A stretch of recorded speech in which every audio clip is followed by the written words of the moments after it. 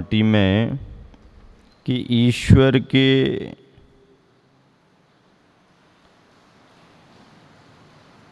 मत का, ईश्वर के पथ का, ईश्वर के भावों का इस पर गहरा असर भी है, पर इतनी ही कसर है कि वह असर सर तक ही रहा, हृदय तक नहीं आया।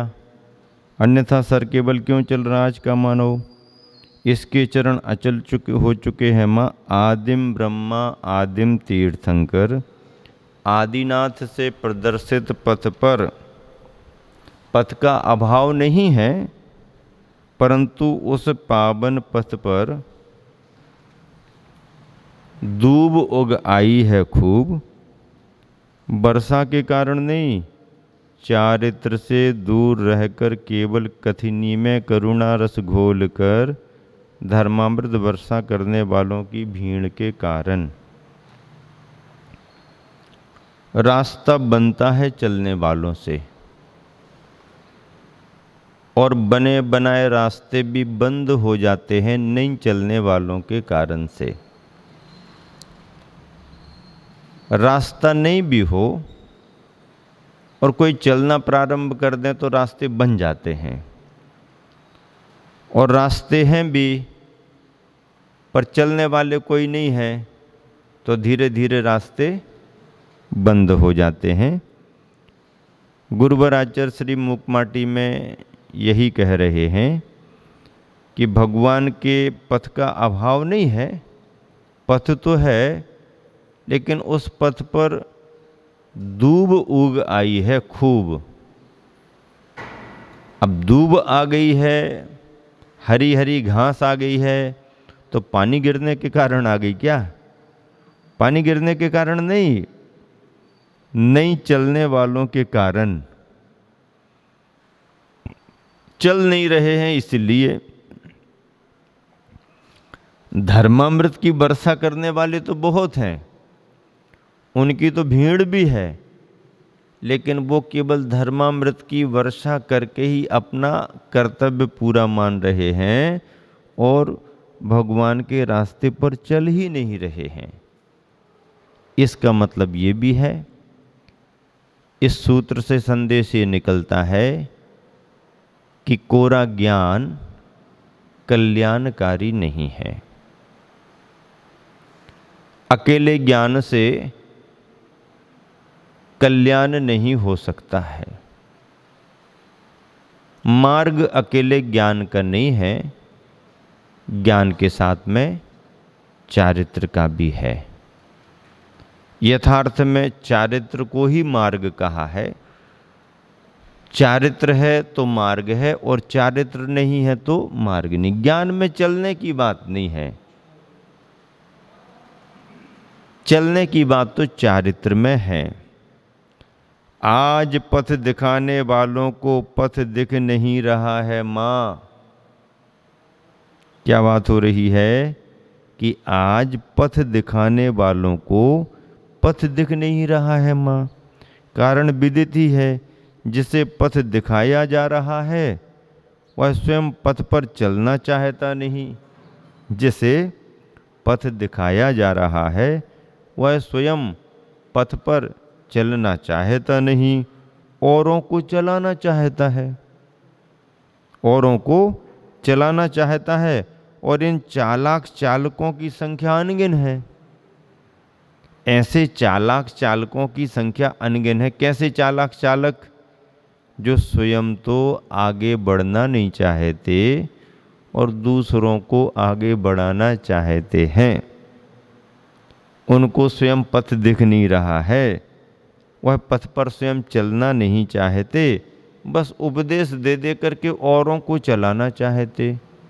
और औरों को चलाना चाहे यहाँ तक भी ठीक है, लेकिन औरों को या अपने को चलाने की बात ही नहीं जिसकी चर्चा में। ना स्वयं चलना और ना दूसरे को चलने की प्रेरणा देना। मतलब चारित्र जैसा न उनके लिए न सामने वाले के लिए कोई अनिवार्य ही नहीं है, तो उनका मार्ग फिर केवल श्रद्धा और ज्ञान का मार्ग रह गया। और श्रद्धा और ज्ञान अकेले रहेगी तो मार्ग ही नहीं है। क्या करूं, जो कुछ घट रहा है लिखती हूं उसे। लेखनी कह रही है क्या करूं, जो कुछ घट रहा है लिखती हूं उसे, उसका रस चखती हूं फिर बिलखती हूं। उसका रस चखती हूं फिर बिलखती हूं, लिखती हूं, लेखनी जो रही हूं। अब लेखनी है तो लेखनी तो क्या है, उसका काम ही लिखने का है, लिखने का है। क्या करूं, जो कुछ घट रहा है लिखती हूं उसे, उसका रस चखती हूं फिर बिलखती हूं, लिखती हूं, लेखनी जो रही हूं। लेखनी का काम लिखने का है। लेखनी लिखती रहती है, जो घट रहा है उसे लिखती है, लिखती है फिर लिखने का रस चखती है, रस चखती है तो बिलखती है, बिलखती है तो लेखनी जो रही है। क्यों? क्योंकि आज धर्मामृत की वर्षा करने वाले तो बहुत हैं, लेकिन चारित्र से दूर रह करके, चारित्र से दूर रह करके, अब चारित्र से दूर रह करके कोई धर्मामृत की बारिश करे तो क्या काम। इसका मतलब ये है कि आचार्य श्री ने ये जो पंक्तियां लिखी हैं उन लोगों को ध्यान में रख करके लिखी हैं, उस वातावरण को देख करके लिखी हैं कि जिस वातावरण में जिन लोगों के द्वारा केवल ज्ञान ज्ञान ज्ञान ज्ञान ज्ञान, सुबह शाम ज्ञान ज्ञान की चर्चा है, लेकिन संयम का कोई महत्व ही नहीं है, संयम को कोई स्थान ही नहीं है। ऐसे चारित्र निरपेक्ष लोगों के लिए ज्ञानवादी होने के कारण मोक्ष मार्ग में स्थान नहीं है। वात्सल्य रस भी आता है, करुणा रस की चर्चा चली, और भी शांत रस जैसे रस की चर्चा भी आती है। और अंत में गुरुवर का अनुभव क्या कहता है, शांत रस का संवेदन वह सानंद एकांत में ही हो, और तब एकाकी हो संवेदी वह। रंग और तरंग से रहित सरवर के अंतरंग से अपने रंगहीन या रंगीन अंग का संगम होना ही संगत है। शांत रस का यही संग है, यही अंग है। करुणा रस जीवन का प्राण है, घम घम समीर धर्मी है। वात्सल्य जीवन का त्राण है, धवलिम नीर धर्मी है। किंतु यह द्वैत जगत की बात हुई, शांत रस जीवन का गान है, मधुरिम क्षीर धर्मी है। तीनों में अंतर बता रहे, और अंतर स्पष्ट किया है।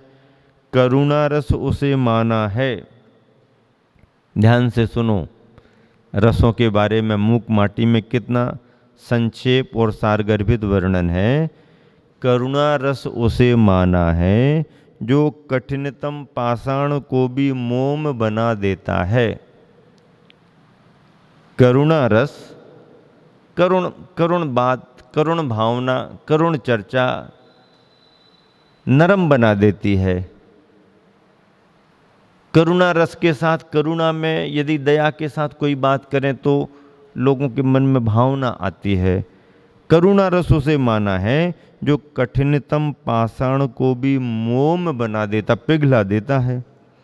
वात्सल्य का वह बाना है जघनतम नादान को भी सोम, सोम यानी चंद्रमा बना देता है। वात्सल्य का वह बाना है जघनतम नादान को भी सोम बना देता है। किंतु यह लौकिक चमत्कार की बात हुई। करुणा से पिघल गया आदमी, वात्सल्य से बिल्कुल सोम चंद्रमा के समान हो गया। किंतु यह लौकिक चमत्कार की बात हुई। शांत रस का क्या बताना। शांत रस के बारे में क्या कहें? शांत रस का क्या बताना? शांत रस वह है जो संयम रत धीमान को ही, संयम रत, संयम में जो अभी संलग्न है। शांत रस के बारे में क्या बताऊं? संयम रत धीमान को ही ओम बना देता है। ओम, ओम अपने स्वरूप को प्राप्त करा देता है। करुणा ने कठिन कठिन पाषाण को मोम बना दिया। वात्सल्य ने जघनतम को ओम उत्कृष्ट बना दिया। लेकिन शांत रस की बात क्या कहें? शांत रस तो संयमरत धीमान को, ऐसे बुद्धिमान प्रज्ञावान को जो संयम से सहित है, उसको ओम बना देता है। ओम बना देता का मतलब क्या हो गया? क्या हो गया? ओम बना देने का मतलब क्या हो गया? भगवान बना देता है। ओम बना देता का मतलब क्या है? भगवान बना देता। ध्यान से सुनना, मूक माटी सुन रहे हो आप लोग? हाँ, सामान्य चर्चा नहीं है, मूक माटी की चर्चा है। माटी बोलती नहीं है, लेकिन गुरुवर ने मूक माटी को खूब बुलवाया है, बहुत बुलवाया है। हाँ, चौकी में महाराज जी नहीं बोलते, लेकिन आप लोग बोलते रहते हो, महाराज जी सुनते रहते हैं। अब यहाँ पर महाराज जी बोलते हैं, आप लोग सुनते रहते हो, चुप रहते हो। महाराज जी बोल रहे हैं, हाँ, मूक माटी से चल रही है। तो मूक माटी में क्या कहा? करुणा रस उसे माना है जो कठिन कठिन पाषाण को भी मोम, मोम जानते ना, नरम नरम होता, मोम बना देता है। और वात्सल्य वह माना है जो जघनतम छोटे से छोटे को भी सोम, आसमान में चमकता चंद्रमा बना देता है। ये बातें तो लौकिक हुई, मोम बना दिया, सोम बना दिया। किंतु शांत रस के बारे में क्या कहें? शांत यानी अध्यात्म तो वह रस है जो संयम रत धीमान को, संयमी प्रज्ञावान को ओम बना देता है, पंच परमेष्टि का स्वरूप दिला देता है। ओम में पंच परमेष्टि है। पंच परमेष्टि वीतरागता का स्वरूप है। वीतरागता मुक्ति का मार्ग है। जहाँ तक शांत रस की बात है, वह आत्मसात करने की ही है। जहाँ तक शांत रस की बात है, वह आत्मसात करने की ही है। कम शब्दों में निषेध मुख से कहूँ, कम शब्दों में निषेध मुख से कहूँ, सब रसों का अंत होना ही शांत रस है। सब रसों का अंत होना ही शांत रस है। यूं गुनगुनाता रहता संतों का भी अंतः प्रांत, अंतः प्रांत अंतःकरण है धन्य। ये जो रसों की व्याख्या मूक माटी में आई है, ऐसे महत्व के साथ ऐसा प्रतिपादन सब जगह नहीं होता। बड़े बड़े साहित्य लिखे गए, कवियों ने अपनी काव्य कला का परिचय खूब दिया, काव्य प्रतिभा का उन्होंने अपना खूब उपयोग किया, पर काव्य में काव्य रसिकता ही दिखी। उद्देश्य में कुछ ऐसा नहीं रहा कि परमार्थ कुछ पाना है। बस ठीक है, कथानक चल रहा है और उसमें रस और अलंकारों का वर्णन चल रहा है। प्रथमान योग के ग्रंथों में भी रसों का वर्णन है। प्रथमान योग के ग्रंथों में भी आचार्यों ने अपनी काव्य प्रतिभा का बहुत खुलकर के प्रयोग किया है, बहुत विस्तार से प्रयोग किया है। जब बड़े बड़े ग्रंथों को पढ़ते हैं तो कभी कभी मन में ये भी आता है कि इतना सब विस्तार से लिखने की जरूरत क्या थी आचार्य महाराज को? सारांश में बता देते।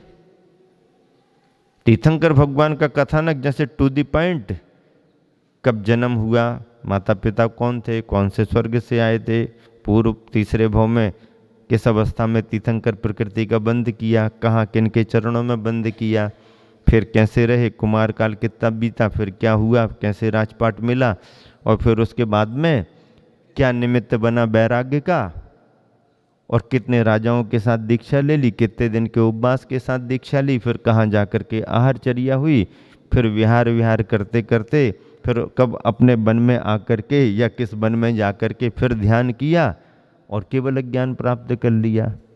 समोसरण की रचना हो गई, कितने थे साथ साथ में सब, और उसके बाद बिहार कितने समय तक रहा, उपदेश कितने दिन तक रहा, और अंत में फिर कहाँ से कितने के साथ किस समय किस आसन से, नमो सिद्धानम